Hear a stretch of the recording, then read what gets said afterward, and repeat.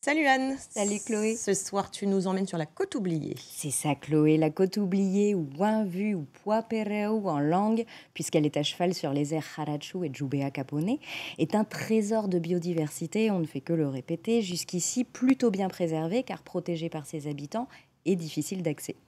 Et pour que ça dure, il faut bien la connaître et ça devient vraiment une nécessité. Et c'est là que tu vas me dire que vous avez justement un projet pour ça. Tu nous connais si bien. En effet, après Païta, Tuo, Poum et les îles Loyauté, les communes de Thio et Yaté et la province sud lancent un projet porté par l'œil d'atlas de la biodiversité communale sur la côte oubliée. Cet atlas, cet ABC, sera un outil pour comprendre, protéger et valoriser la biodiversité locale grâce au soutien financier de l'Office français de la biodiversité. Alors concrètement, qu'est-ce que ça veut dire pour les gens de la côte oubliée? Alors, un ABC permet de rassembler connaissances scientifiques et traditionnelles, locales.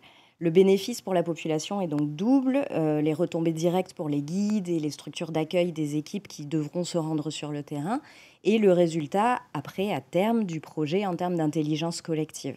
L'inventaire des espèces, l'analyse des menaces qui permettront de proposer une stratégie co-construite pour gérer ce patrimoine dans un contexte de changement climatique qui est prégnant. L'important là-dedans, c'est le collectif. Mhm. C'est-à-dire que autorités coutumières, chercheurs, associations seront impliqués et puis pourquoi pas les écoles à des fins de sensibilisation des plus jeunes. Ouais, bon, ça doit représenter un travail monstre, vous en êtes où là?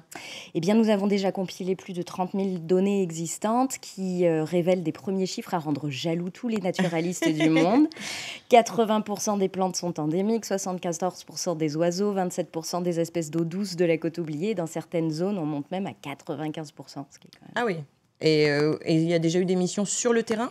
Alors non, parce que 2024 a été un peu compliqué pour organiser ce genre de Ouais. choses. Mhm. Donc il faut d'abord reprendre les palabres coutumiers. D'accord. Et puis on a profité de ce temps pour avancer justement sur la partie chiffres et bibliographique. Et le projet, on le construit vraiment collectivement, respectant le rythme de chacun, y compris celui d'un œil qui est en difficulté. Ouais. L'équipe est en chômage partiel à 75%, donc ça nous ralentit aussi. Mais on n'abandonne pas nos missions et c'est pour ça que j'en parle aujourd'hui. Et alors justement, qu'est-ce qu'on peut faire pour participer et soutenir l'œil? Alors, il faut d'abord suivre le projet, s'informer. Donc, pour ça, il suffit de suivre œil.nc ou sur nos réseaux sociaux et nous contacter pour participer si vous êtes de l'endroit, de la côte oubliée.